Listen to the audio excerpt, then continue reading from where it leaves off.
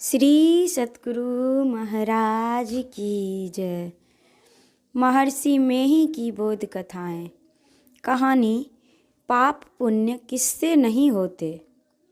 ऐसा कोई नहीं जिससे कुछ पुण्य और कुछ पाप नहीं हुआ हो।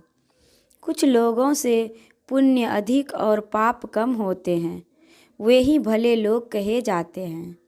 किसी से पाप अधिक और पुण्य कम होते हैं, वे ही बुरे लोग कहे जाते हैं। ऊंचे पद पर रहने वाले भी यदि पाप करते हैं तो सामने में तो नहीं, किंतु पीछे में लोग उनकी निंदा करते हैं। कुछ भले लोग भी ऐसे काम करते हैं और भले कहे जाते हैं, किंतु वे भले नहीं हैं। उनके सामने में उनकी बुराई लोग नहीं कहे, किंतु पीछे अवश्य कहते हैं। लहसुन खाने से गंध होती है, छिपती नहीं। उसी प्रकार एकांत में पाप करने पर भी वह प्रकट हो जाता है। श्री राम को मर्यादा पुरुषोत्तम का पद लोगों ने संसार में दिया है। उनको लोग विष्णु भगवान का अवतार मानते हैं। उनकी जितनी प्रतिष्ठा है औरों की उतनी नहीं हो सकती।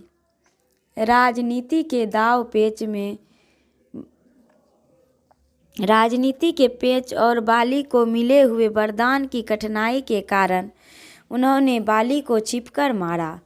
उनसे भी भूल हो गई। बाली का शासन कुशासन था। उसने अपने भाई के साथ अन्याय किया था। ऐसा श्री राम ने उनसे कहा। बाली को वरदान था कि जो उसके सामने होकर लड़े, उससे दूना बल उसको हो जाए। इसीलिए सुग्रीव से लड़ते हुए बाली को बिटप ओट दे खही रघुराई तुलसीकृत रामायण में लिखा हुआ है। बाली को मारे बिना उनका कुशासन नहीं मिटता, इसीलिए श्री राम ने उसको मार डाला। फिर भी कितने लोग कहते हैं कि श्री राम ऐसे महान से भी भूल हुई। बाली जानता नहीं था कि बाण किधर से आवेगा। वह तो अपने भाई से लड़ता था। उसका बदला दूसरे अवतार में लिया, अर्थात कृष्णा अवतार में उन भगवान को व्याधे ने छिपकर बाण से मारा। महाभारत के मैदान में भगवान श्री कृष्ण को किसी अस्त्र से कुछ नहीं हो सका। महाभारत के मैदान में भगवान श्री कृष्ण को किसी अस्त्र से कुछ नहीं हो सका। जैसे समुद्र में सब लय होते हैं, उसी तरह सब अस्त्र शस्त्र उनकी देह में लय हो जाते थे, किंतु एक तीर से उनका शरीर छूटता है, गोया बाण को वे ग्रहण कर लेते हैं।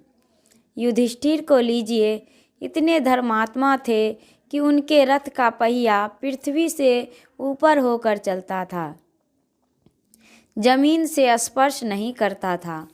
राजनीति का पेच आता है, दोनों दल आमने सामने युद्ध के लिए खड़े हैं।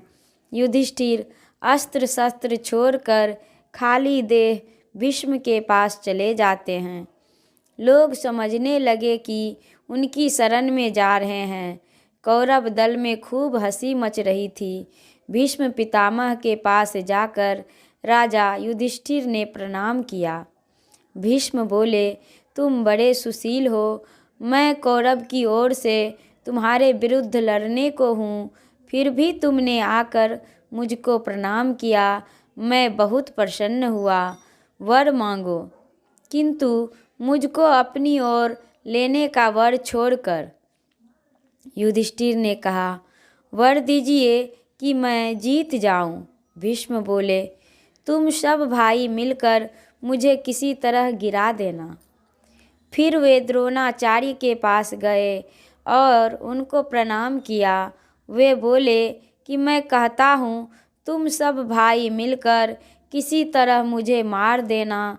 पुनः वह कृपाचार्य के पास गए और उन्हें भी प्रणाम किया।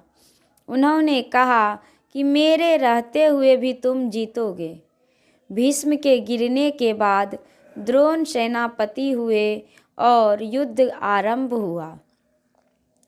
घनघोर लड़ाई हुई। द्रोण हारते ही नहीं थे। अश्वत्थामा नामक एक हाथी को मारकर भीम ने हल्ला कर दिया कि द्रोण पुत्र अश्वत्थामा मारा गया। भीम की बात का द्रोण को विश्वास नहीं हुआ। श्री कृष्ण के कहने पर लाचार होकर युधिष्ठिर को झूठ बोलना पड़ा। द्रोणाचार्य ने युधिष्ठिर से 3 बार पूछा। तीनों बार युधिष्ठिर ने नर अश्वत्थामा के मरने की बात ऊंचे स्वर में कही। इतने बड़े मनुष्य से भी पाप हो गया।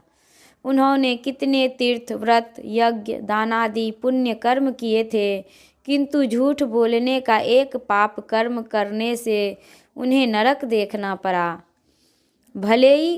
भलेऊ प्रकृति बस चूकई भलाई। रामचरितमानस बालकांड। लाचार होकर भी ऐसा काम हो जाने पर कोई पाप के फल से बच नहीं सकता। पाप का फल अवश्य भोगना पड़ेगा।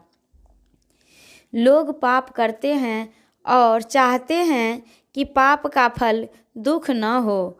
क्या ऐसा कुछ उपाय है जिससे पाप का नाश हो जाए?